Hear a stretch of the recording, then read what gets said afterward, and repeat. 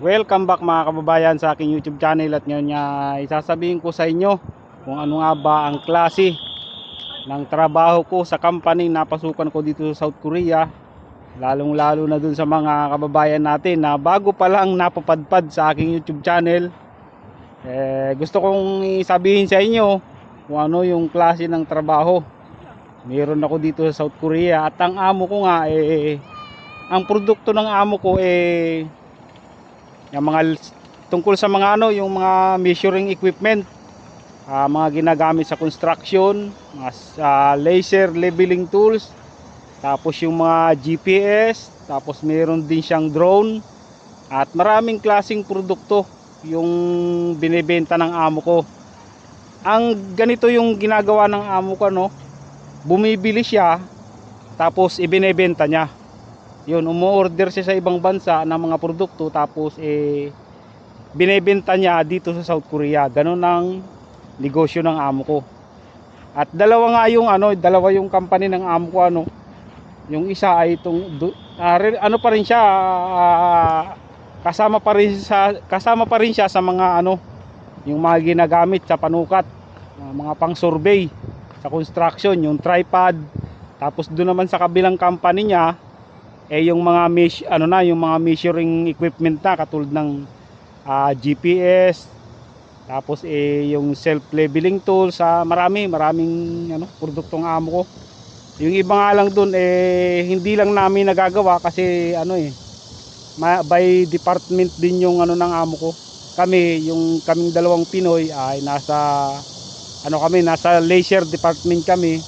At meron namang yung ibang Koreano ay sa GPS department. Pero pag pinag-overtime kami ng amo namin, ang pinapagawa sa amin sa labas ay yung GPS. Katulad nga yung isang video ko, pinaliwanag ko doon kung paano kami magbantay ng GPS. Yung GPS, i-on mo lang siya. Pag naka-on na, maghihintay ka lang ng 3 oras. Tapos ay i-off mo na ulit, at yun lang, ganun lang, on saka off lang, hintay ka ng 3 oras, may overtime ka na. Tapos doon naman sa gawa ng tripod, dati nagbubuo kami ng tripod doon, pero ngayon wala na, kasi dati kasi maraming Pinoy doon sa kabilang company ng amo ko. Gawa nga ng humina na, ang ginawa ng amo ko, umorder na lang siya sa sa China. Doon na lang siya umu-order sa China, di-deliver dito sa Korea. Tapos pag may mga reject, ako yung pinapa-repair ng amo ko. At overtime din yun sa kabilang company. Yun nga yung trabaho naming dalawang Pinoy doon. Nagka-calibrate kami ng laser leveling tools. Tapos doon sa mga tripod, minsan ay nag-repair kami. Ganon yung trabaho namin dalawang Pinoy. At napakaswerte ko kasi napakaswerte namin dalawa, dahil mabait yung amo namin, mababait din yung mga kasama naming Koreano sa trabaho. Tapos hindi ako kumbaga swerte talaga, kasi 2 years din simula nung nag-apply ako. Matagal akong nagka-employer, pero sulit naman ang paghihintay ko, kasi maganda yung napuntahan ko, magaang yung trabaho. Halos maghapon lang kami nakaupo. At nung unang alis ko nga, pag pumasa ka na sa medical, syempre pupunta ka ng DMW, at may form na ibibigay sa inyo katulad ng ganyan. Mamimili kayo dyan kung anong gusto nyong piliin. Pero sa akin, kahit ano yung piliin nyo dyan, ay pagdating naman dito hindi rin naman sigurado kung ano talaga yung mapupuntahan yung trabaho. Pero minsan meron din namang meron din namang nagkakatotoo. Kunyari pinili mo ay food processing, mapupunta ka sa sa food processing. Pero swertihan lang 'yon. Ako nga noon, ang pinili ko ay ang sa food processing Pero ang ko talaga, working experience ko sa Pilipinas sa construction. At marunong din akong kumbaga marunong din ako mag-welding. Hindi ko na pinili yung yung sa bakalan, sa weldingan, kasi nga ang tagal ko na rin nagtrabaho sa mga metal factory at sa construction. Sabi ko ayaw ko na ng ganyan. sawa na ako. Kaya ang pinili ko noon dun sa form na yon yung yung food processing. Tapos pagdating ko nga dito, ang napuntahan ko naman nakalagay naman sa kontrata ko yung kumbaga production of measuring accessories. May kababayan nga tayong nagtanong na parang sinasabi niya kung ano ba daw yung inilagay dun sa form, kung ano yung chinikan mo dun ay yun din ba yung mapupuntahan mo na trabaho dito sa South Korea. Ang sagot diyan kabayan parang hindi naman ganun. Swertihan na lang talaga kung ano yung kasi wala namang kasiguraduhan kung ganun din yung mapupuntahan mo. Kasi pag kunyari napasama ka sa list ng pamimilian, may EPS account ka na at nandun ka na, may job seeker roster approval ka na, nandun na yung pangalan mo. Kasi yung iba kasing employer dito ay hindi naman yan tumitingin kung ano ba yung nakalagay dun sa mo. May employer kasi dito na basta na lang kukuha ng tao.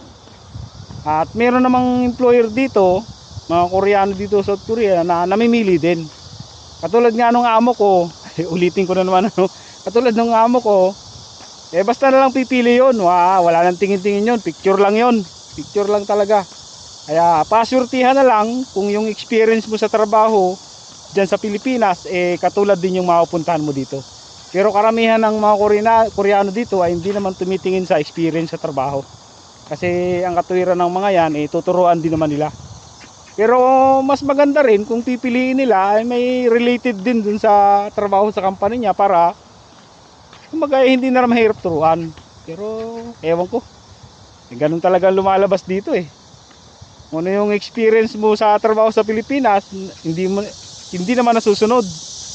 Kaya okay na din kasi dagdag experience mo rin naman yun.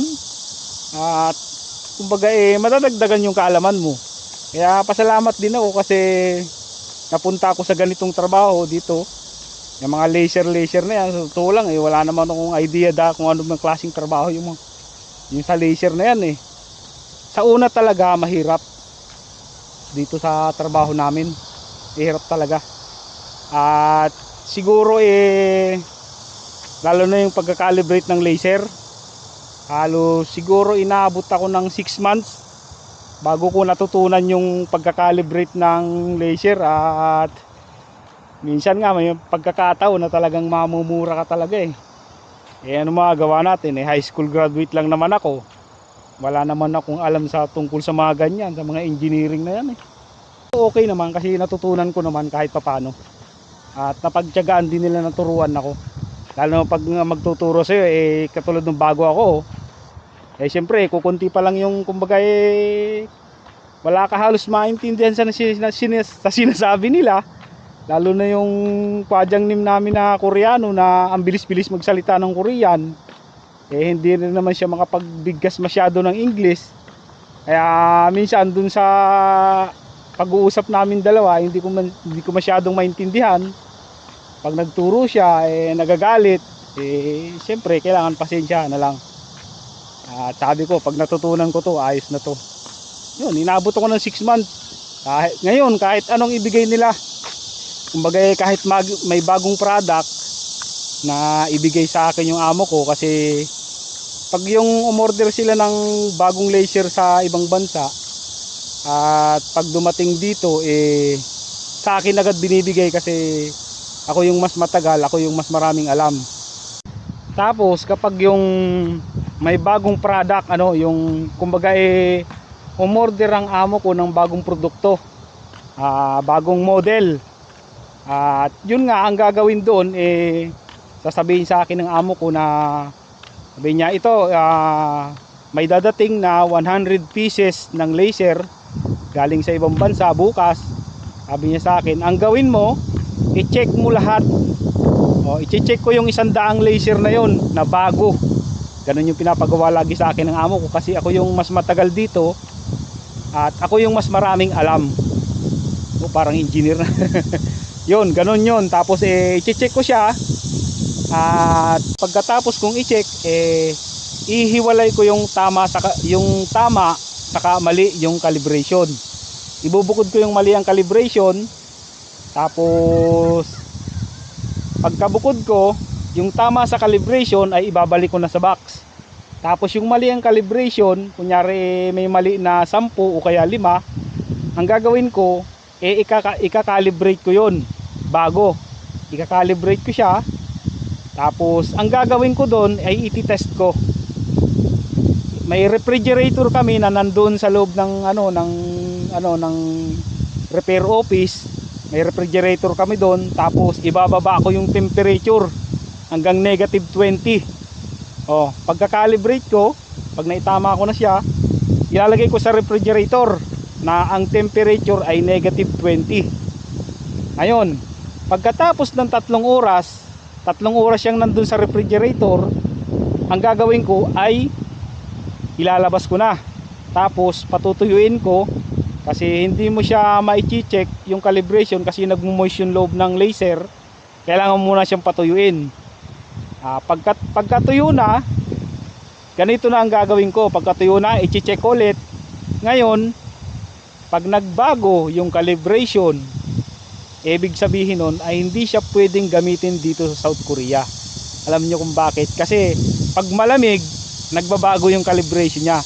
Hindi siya pwedeng gamitin dito dahil ang klima dito sa South Korea ay nagni-negative. Naranasan ko na yan dati noong 2018. Yun yung pinakamalamig dito, -20. Kaya yung laser na nagbabago ang calibration kapag malamig ay hindi pwedeng gamitin dito. At yun ay ibabalik na ng amo ko sa ibang bansa, dun sa pinagbilhan niya. Ayun. Ganun yung ginagawa ko dito pag may bagong produkto na bagong dating. Kabilang company ng amo ko, doon naman nakalagay yung mga tripod. Kasi dalawa yung company ng amo ko. Doon nakalagay sa kabilang kampanya yung mga tripod. Ngayon, pag nag-deliver naman siya ng mga, kunyari 100 nga na tripod din, yung mga tripod na yun ay i-check ko rin. At ang gagawin ko nga doon ay yun, kasi mga tripod ay hindi naman na pwedeng ibalik sa pinagbilhan ng amo ko. Kasi nga mura lang naman. Kumbaga yung mga tripod na yun mura lang, at yun ay pang promo lang ng amo ko pag may bumili sa kanya ng mamahaling mga produkto niya, katulad ng drone, ng laser, yun ay pang promo lang. Kunyari bumili ka na isang laser, meron ng libreng isang tripod. Kaya hindi na siya, pag may reject, hindi na pinapabalik ng amo ko dun sa binilhan niya. Ang gagawin ko na lang pag may reject, i-repair ko na lang. At yun namang mga tripod na yun ay may libre naman siyang mga parts na pwedeng ipalit dun sa mga sira. At dito naman sa isang product ng amo ko, yung GPS, sa amin pinapa-overtime ng amo namin yung GPS, kasi yung GPS na yan sa ibang department siya, kumbaga nagbebenta rin siya nun. Tapos pag may mga sira, hindi na kami pinagre-repair kasi masyadong maselan yung GPS na yan, saka sobrang mahal niyan. Ang isang GPS ng amo ko, ang pinakamura ay 5 million. Magkano na yun sa pera natin? 200,000. Kaya hindi kami pinapagawa nun. Doon talaga sa mga doon sa mga expert na mga Koreano pinapagawa, sa mga talagang engineer. Kaya hindi kami pwedeng gumawa ng ganun. At ang ginagawa nga lang namin, pag na-repair nila yung GPS, kailangan mag-recording kasi sa satellite yun. Sa satellite nila pinaparecord, kaya sa labas talaga yun, hindi pwede sa loob. Medyo mahirap nga lang doon sa GPS, ang dami ding model ng GPS na yan. Kaya tuwing kada isang GPS, tinuturuan kami kung paano i-set up, kung paano siya mag-record, kung paano siya i-off. Kasi may program din siya. Yung isang beses nga may tablet pang kasama, kasi i-connect mo siya yung tablet dun sa GPS. At mabuti na lang at may yung ibang Koreano dun sa department na yun, may marunong mag-English, kaya naituturo din sa amin ng maayos. Kasi yung GPS na yun, kailangan hindi ka magkamali. Kailangan yung pag-record ng GPS sa satellite ng 3 oras, kailangan hindi mabura. Dito, hindi mo sigurado kung yung trabaho mo sa Pilipinas yun din yung mapupunta mong trabaho dito. At hindi mo rin sigurado kung kailan ka makakalis at kung kailan ka magkaka-employer. At swertihan lang dito talaga. At swertihan lang din kung magka-employer ka kagad. At yan lang muna sa ngayon mga kabayan. Maraming salamat sa panonood at sana may natutunan kayo sa video ko ngayon. At magkita-kita ulit tayo sa susunod ko na upload ng video. Bye bye!